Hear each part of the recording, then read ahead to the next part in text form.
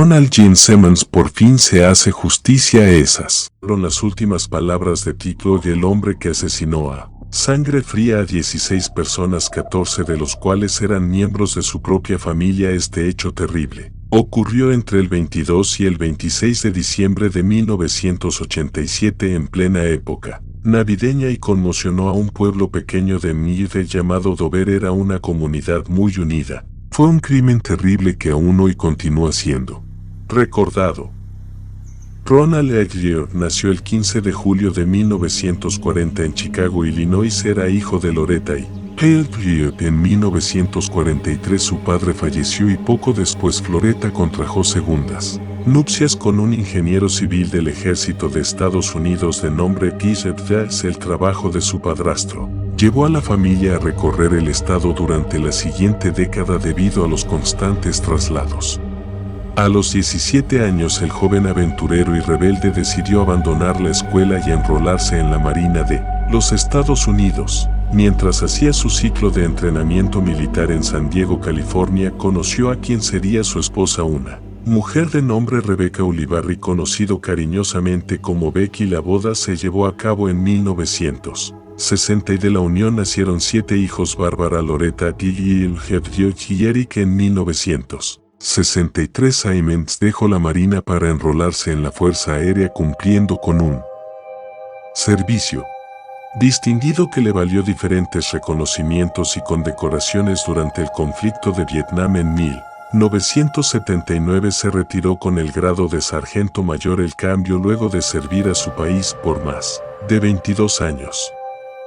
Simmons se convirtió con el pasar de los años en un ser tosco, descuidado y violento que además no era capaz de controlar su comportamiento inapropiado. En abril del 1981 el Departamento de Servicios Sociales de Glaucol abrió una investigación en su contra por haber embarazado a Sheila, una de sus hijas, que en ese entonces tenía 17 años. La joven le había comunicado a su consejero escolar que el padre de su hijo sería también su abuelo, tras la posibilidad de ser arrestado luego de que el condado presentara cargos. Obligó a la familia a mudarse rápidamente. Después de pasar por un par de ciudades se establecieron en Dover, una pequeña población de poco más de 1000 habitantes ubicada en el condado de Middlesex. Allí se instalaron en un terreno aislado rodeado de una zona arbolada y en el que el hombre improvisó una vivienda uniendo 2 antiguas casas móviles. También colocó cercas improvisadas.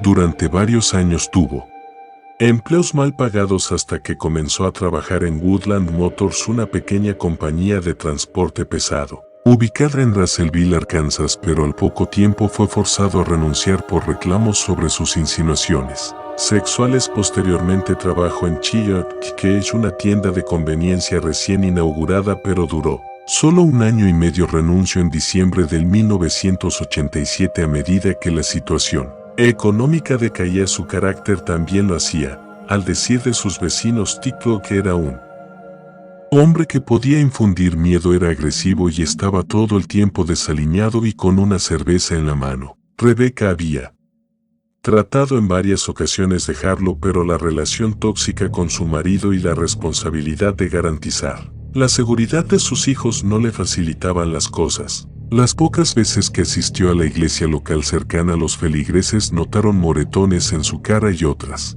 áreas que les hacían pensar en episodios de violencia doméstica. La madre se encargaba de que sus hijos asistieran a la escuela pública siempre bien vestidos y aseados. Los niños no tenían quejas de los maestros, quienes los consideraban estudiantes promedio y de buena conducta. El padre les tenía prohibido quedarse a dormir en casa de sus compañeros o invitarlos a su hogar. La familia vivía una existencia bastante solitaria. La relación de la pareja era ya inviable y de hecho Rebecca había decidido que no quería compartir el resto de su vida con Nico, y en una carta que envió a su hijo Eric y a su nuera Renata les manifestaba que estaba intentando decidir si terminaba la relación difícil, sobre todo tomando en cuenta que no tenía independencia económica y nunca había trabajado y sentía que su marido la había tenido como una esclava. En la carta también le decía a su hijo que a veces siento que Dios me dice que tenga más paciencia. La triste realidad era que él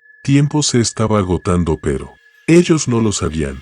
Simón decidió aniquilar a toda su familia luego de que su esposa lo amenazó con divorciarse la mañana del martes 22 de diciembre de 1987 y Claude llegó a la tienda Pensier de la localidad, donde compró una arma calibre 22. Había tomado la decisión de terminar a todas las personas conocidas que pudiese, comenzando con su familia. Con esa macabra idea condujo hacia su propiedad bajo de su auto y entró a casa. Los primeros con quienes se topó fueron su esposa y su hijo Guico.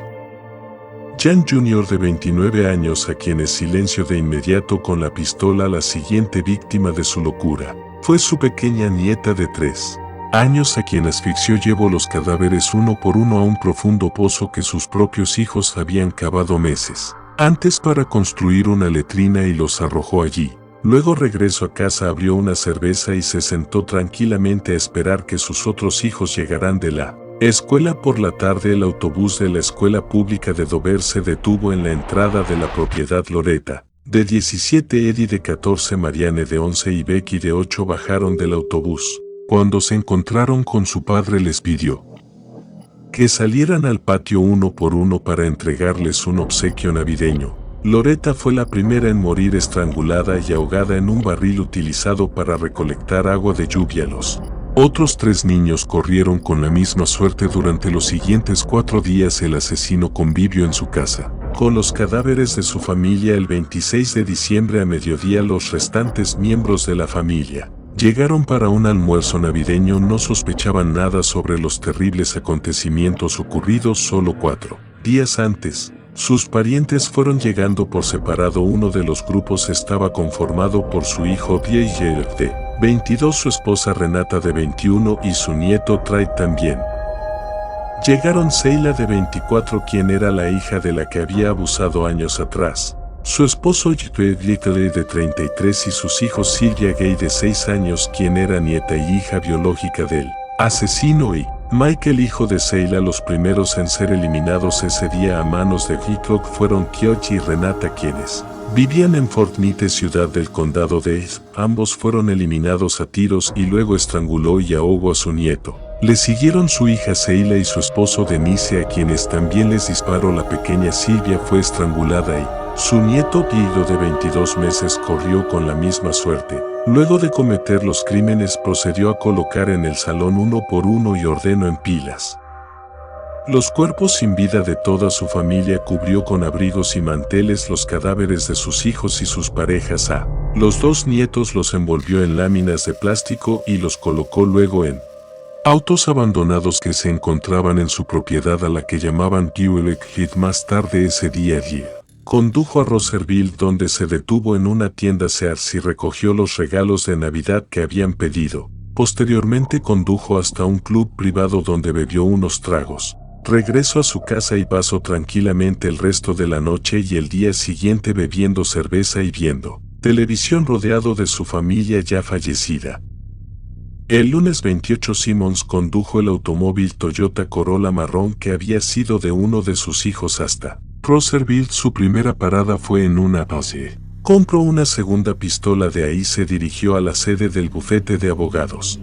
Vio Edith Vance, entró a la recepción y sin vacilar disparó en contra de la secretaría de nombre Kate Heller. Kate, una joven de 24 años de quien estaba enamorado y que lo había rechazado múltiples veces. El hombre apuntó hacia la cabeza de la víctima y accionó el arma por lo menos 6 veces. El criminal salió de la oficina aprovechando el caos que se produjo al disparar y condujo hasta la empresa Geert Company, donde mató a tiros a Jess de Chapin, ex compañero de trabajo. También hirió a Geert, propietario del Citrus Mini Mart en donde había trabajado. Cerca de las 10:30 de la mañana la policía recibió un llamado denunciando el tiroteo en Chilco.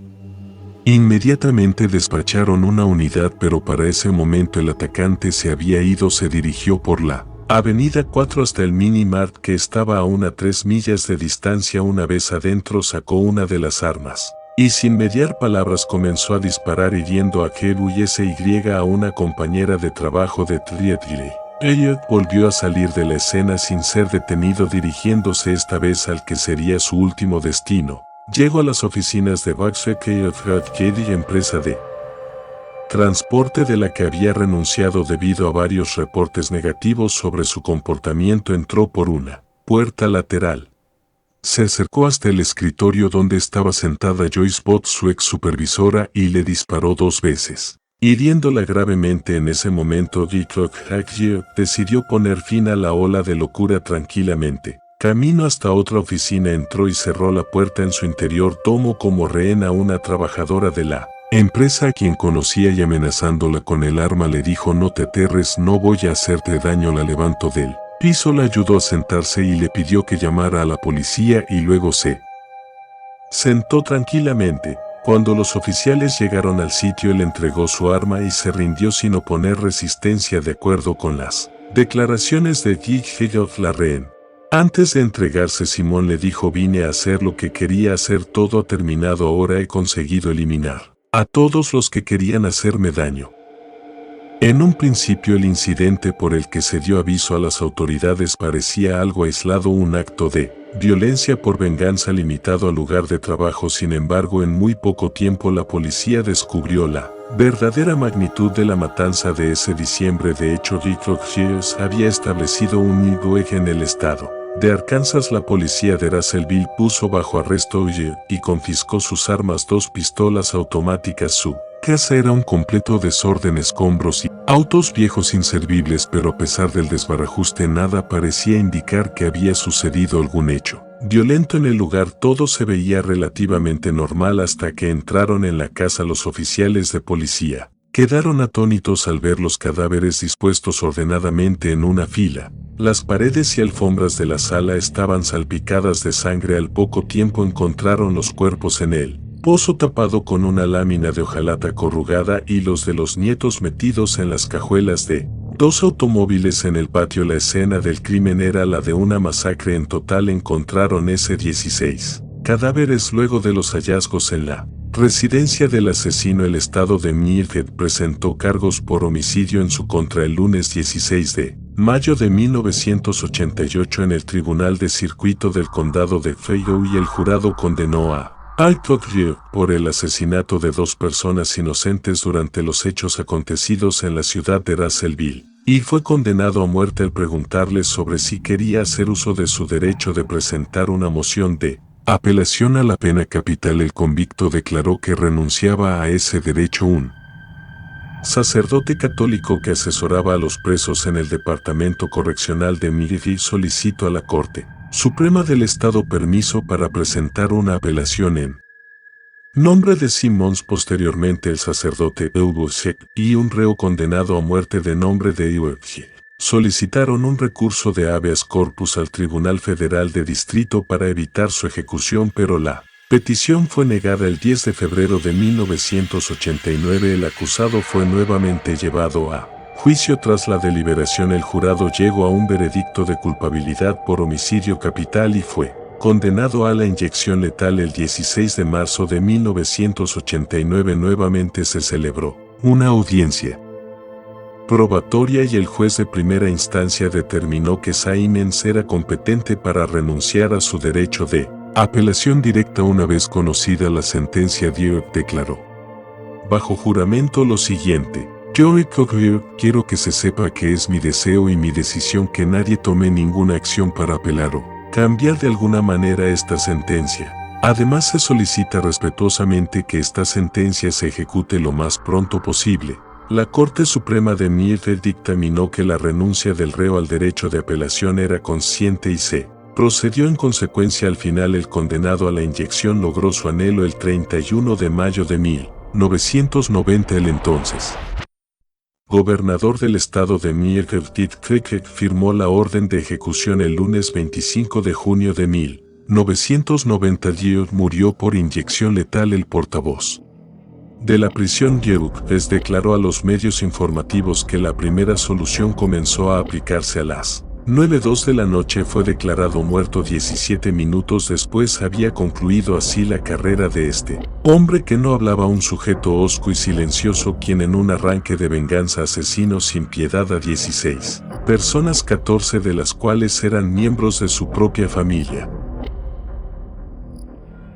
Lamentablemente el mundo es una locura y para llegar a cometer este tipo de crímenes solo hace falta alguien roto o perturbado. Les deseo bendiciones y muy buenas noches. Agradecería mucho dejarán su like, se suscriban y compartan este video. Pronto nos veremos de vuelta con otro caso.